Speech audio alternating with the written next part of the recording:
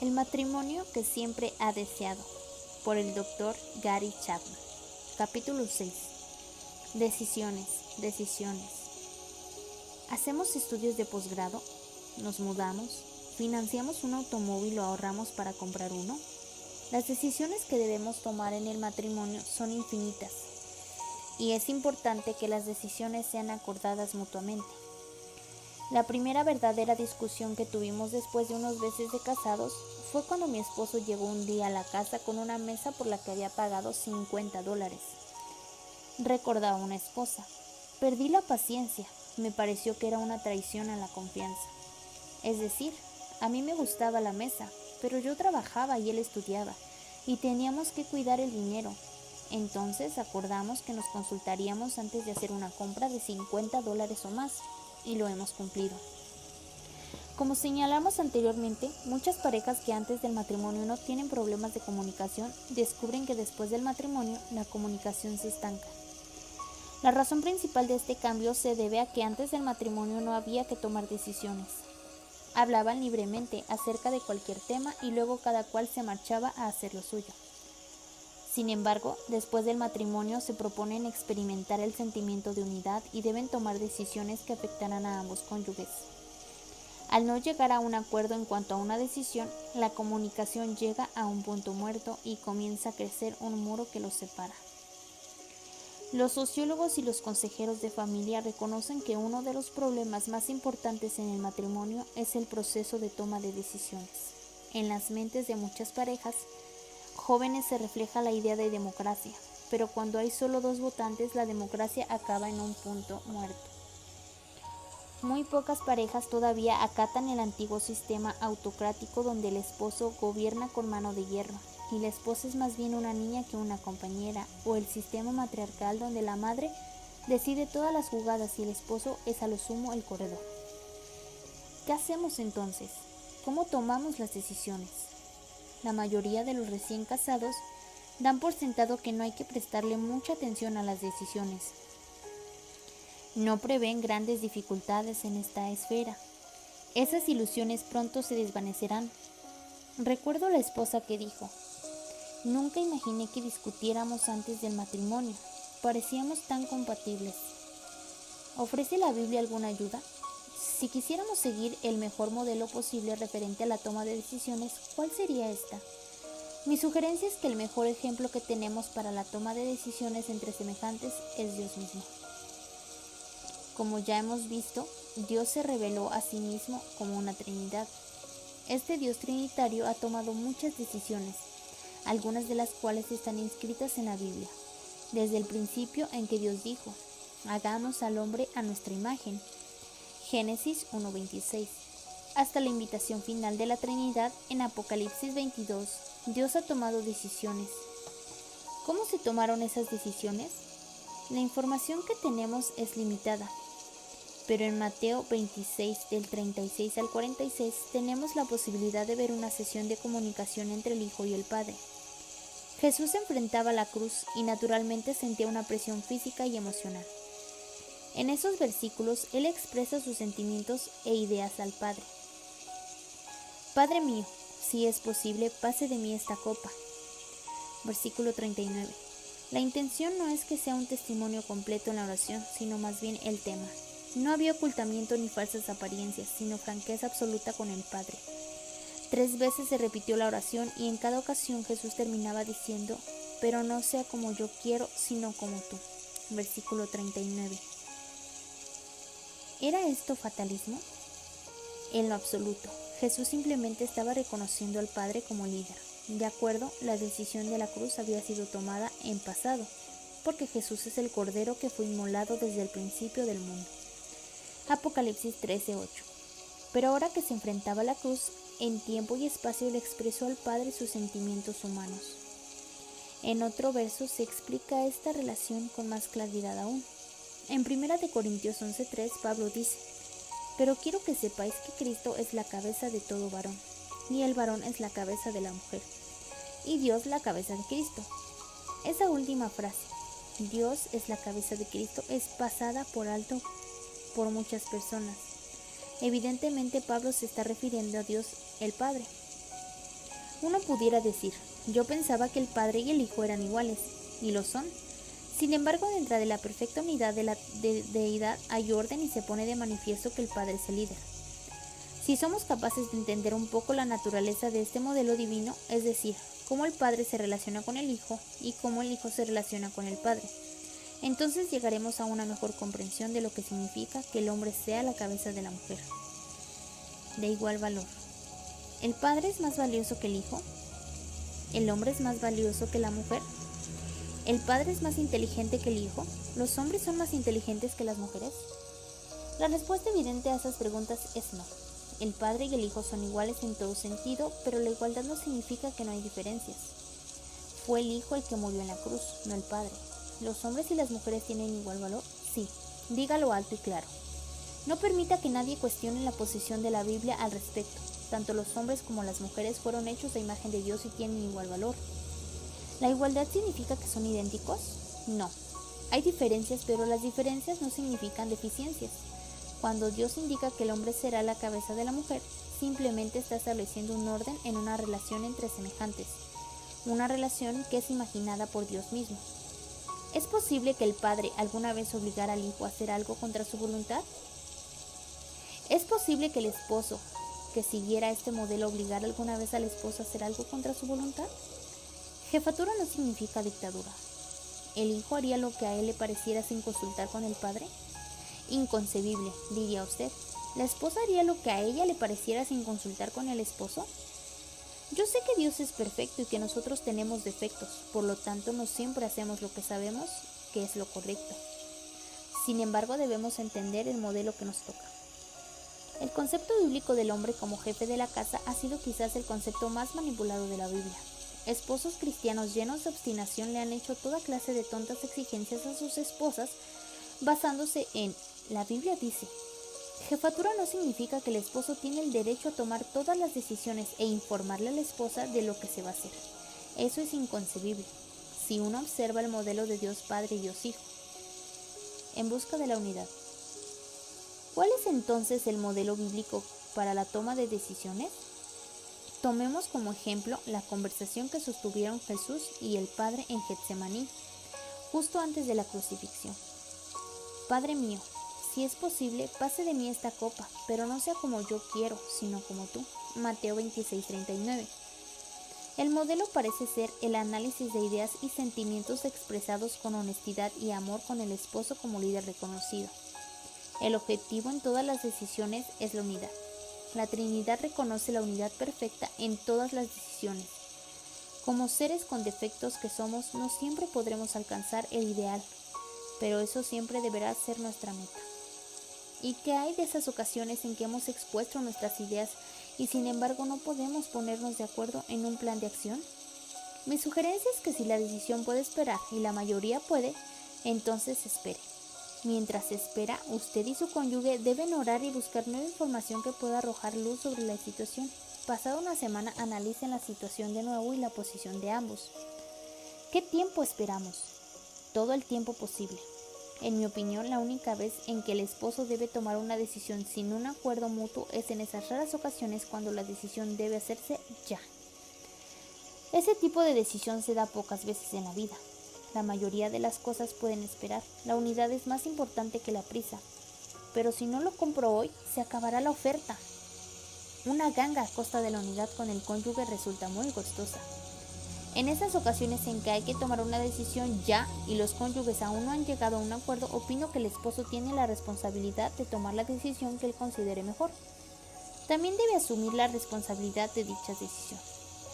En ese momento la esposa puede sentirse amenazada por la sumisión, pero también debe sentir la seguridad de tener un esposo responsable que es capaz de tomar una decisión cuando sea preciso. En el caso de una decisión de esta índole, la esposa no debe sentirse responsable de la elección del esposo. Por otro lado, tampoco deberá contribuir a su fracaso. Si el tiempo llega a demostrar que fue una mala decisión, la esposa nunca deberá caer en la tentación de decirle: te lo dije, si me hubieras hecho caso, esto no hubiera sucedido. Cuando un hombre está en el piso, no necesita que lo pisoteen. Necesita de una mano que lo sostenga y la seguridad de que usted lo apoya y que todo se resolverá. Nos equivocamos, pero estamos juntos y saldremos de esta. de la misma forma en que Dios Padre siempre está atento a los intereses de Dios Hijo. El esposo deberá estar atento a los intereses de la esposa. El esposo que tiene esta mentalidad nunca tomará intencionadamente una decisión que pueda ser perjudicial. Más bien analiza cómo la decisión la afectará a ella y trata de tomar decisiones que mejoren la vida de ella, así como la relación entre ambos.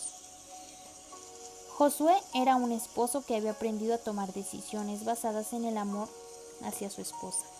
Quiero contarle acerca de la decisión más dura que he tomado en mi vida y a la vez una de las mejores que haya tomado, dijo durante un receso en un seminario sobre el matrimonio que yo dirigía en Washington.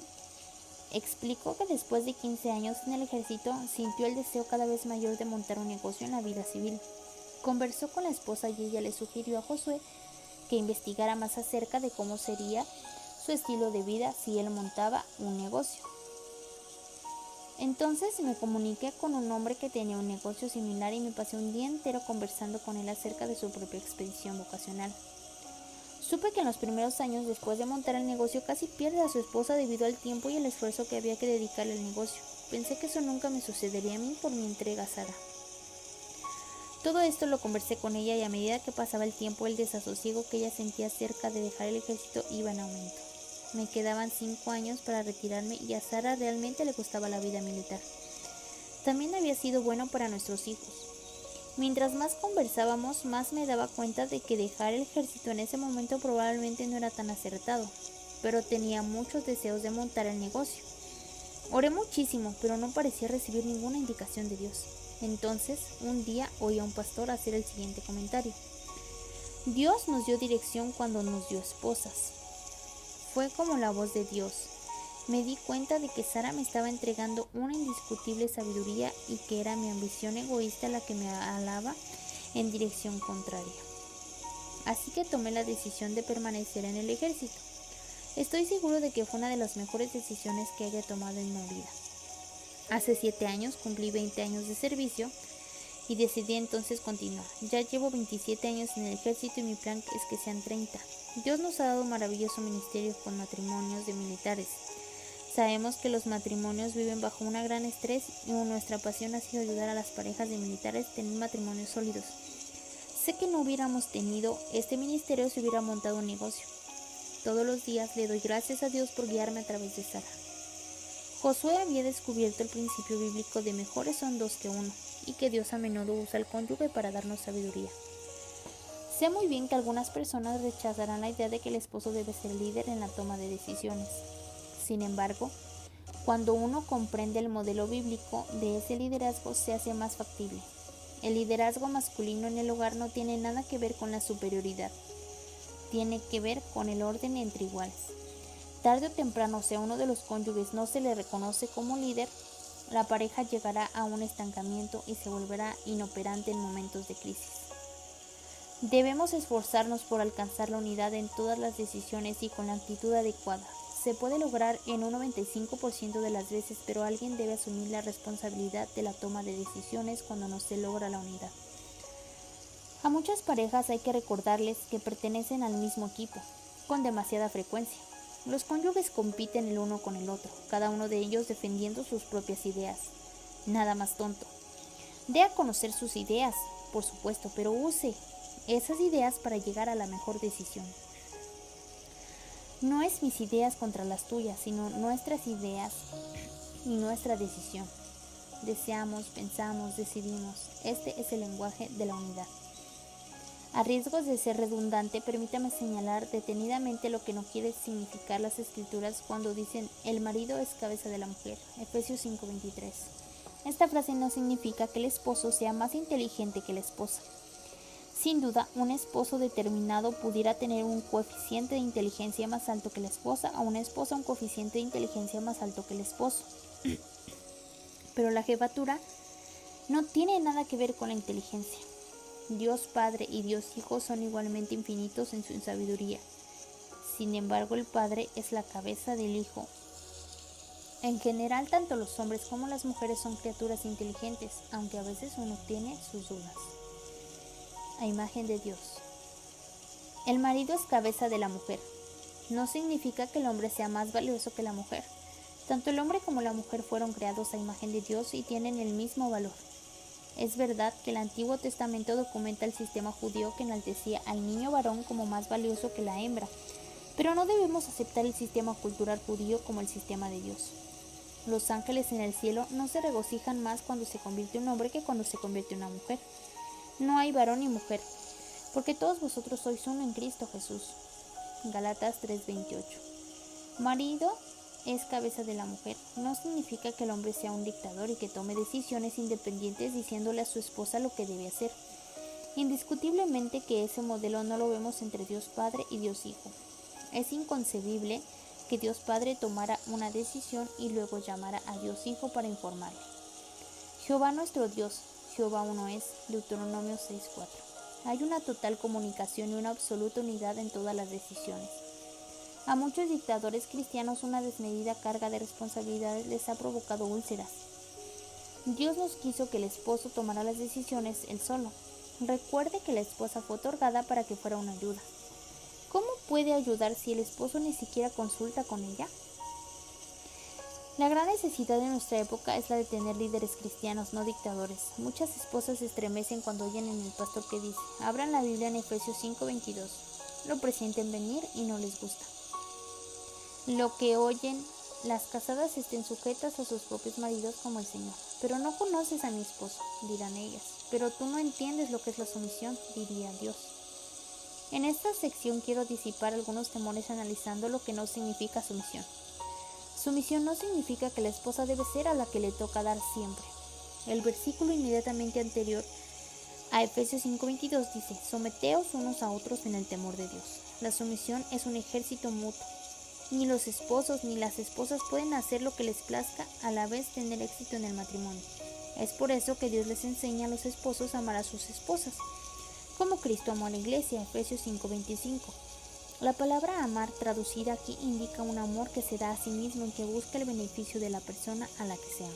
Por ejemplo, un esposo puede acceder a asistir a una fiesta a la que no tiene ningún deseo de ir a fin de mejorar el matrimonio. Asimismo, una esposa puede acceder a asistir a un partido de fútbol, juego del cual no conoce prácticamente nada, para poder participar de uno de los placeres del esposo. Sumisión es lo opuesto a exigir que se hagan las cosas a la manera de uno y se requiere tanto de parte del esposo como parte de la esposa. Sumisión no significa que la esposa no puede expresar sus ideas. ¿Para qué Dios le daría a la esposa la capacidad de tener ideas si no las pudiera expresar? Usted está llamada a ayudar. ¿Cómo va a poder ayudar si se niega a compartir su sabiduría? Pero mi esposo no es receptivo a mis ideas. Eso es problema de él, no suyo. El silencio nunca podrá ser el camino hacia la unidad. Puede que necesite hacer uso del tacto y ejercitar la sabiduría en cuanto al momento y la forma en que usted debe expresarse, pero debe utilizar la mente que Dios le ha dado. Usted tiene una responsabilidad. No puede quedarse de brazos cruzados mirando cómo su esposo fracasa. Usted debe proponerse ser una ayuda constructiva. Finalmente, sumisión no significa que la esposa no toma decisiones. Hemos hablado principalmente de decisiones importantes en el hogar, y hemos dicho que el modelo básico es la expresión mutua de ideas con vista a la unidad bajo el liderazgo del esposo. Sin embargo, en un hogar típico hay cuestiones en las que la pareja está de acuerdo en que la esposa tome las decisiones. Hallar la unidad a través de nuestras diferencias. David y Brenda de Spokane, en el estado de Washington, me dieron un buen ejemplo de este modelo de toma de decisiones. Brenda se especializó en periodismo en la universidad. Era una ávida lectora y había llevado un diario desde que estaba en la universidad. Trabajó para un periódico local hasta que nació su primer hijo, momento en que decidió quedarse en casa, aunque continuó escribiendo artículos para el periódico de vez en cuando. David trabajaba para una agencia de publicidad. Su fuerte era la creatividad y su punto débil la organización. Después de innumerables conflictos en su matrimonio de qué manera característica determinaban en discusiones, David se encontraba un domingo en la iglesia y escuchó un sermón acerca de los dones espirituales. La idea era que Dios le había dado a cada cristiano capacidades especiales y que su plan era que cada persona usara esos dones para el bien de la comunidad. El pastor hablaba de usar esos dones en el contexto de la iglesia local, pero David aplicó el concepto a su matrimonio.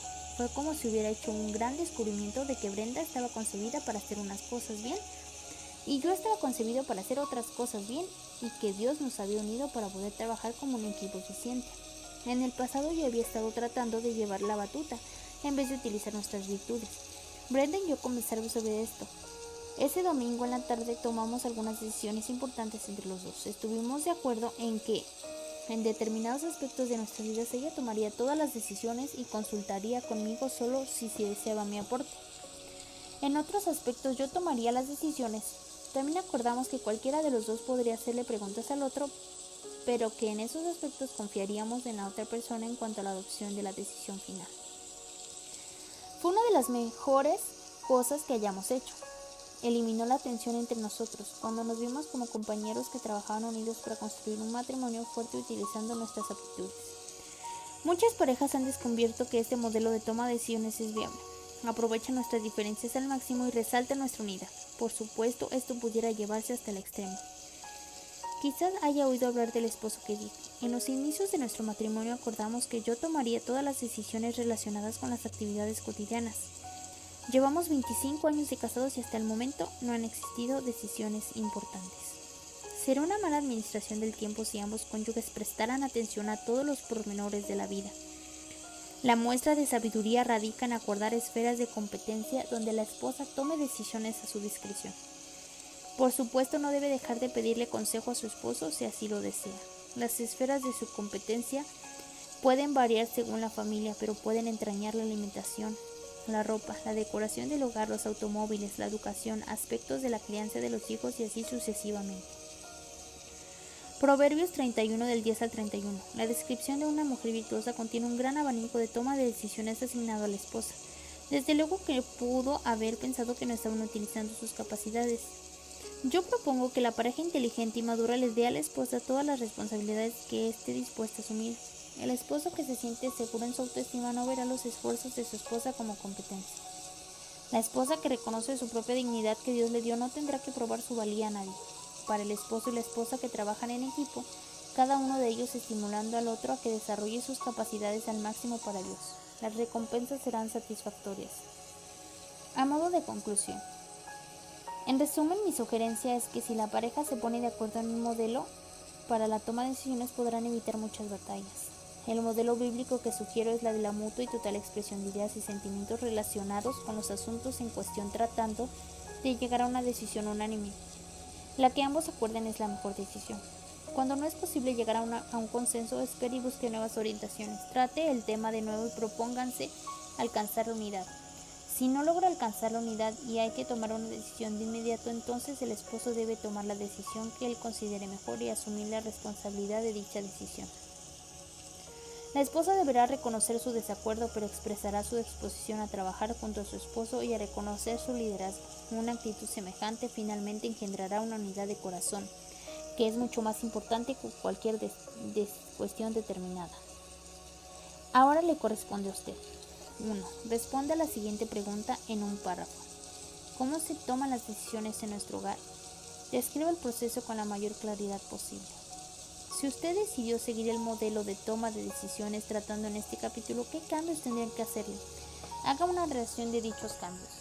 3. Pídale a su cónyuge que vea el capítulo y responda las dos preguntas anteriores. Cuando los dos hayan terminado estos dos ejercicios, pónganse de acuerdo en cuánto tratarán el tema de la toma de decisiones con vistas a su perfeccionamiento. Las siguientes preguntas pueden servir de guía para el intercambio de impresiones. ¿Estamos de acuerdo en que la unidad entre el esposo y la esposa es nuestra meta en la toma de decisiones? ¿Cuál ha sido nuestro problema más común para alcanzar la unidad en las decisiones? ¿Qué necesitamos para cambiar a fin de vencer dicho problema? ¿Nos hemos puesto de acuerdo acerca de quién tomaría la decisión en esas raras ocasiones en que la decisión debe tomarse ya y aún no hemos alcanzado la unidad?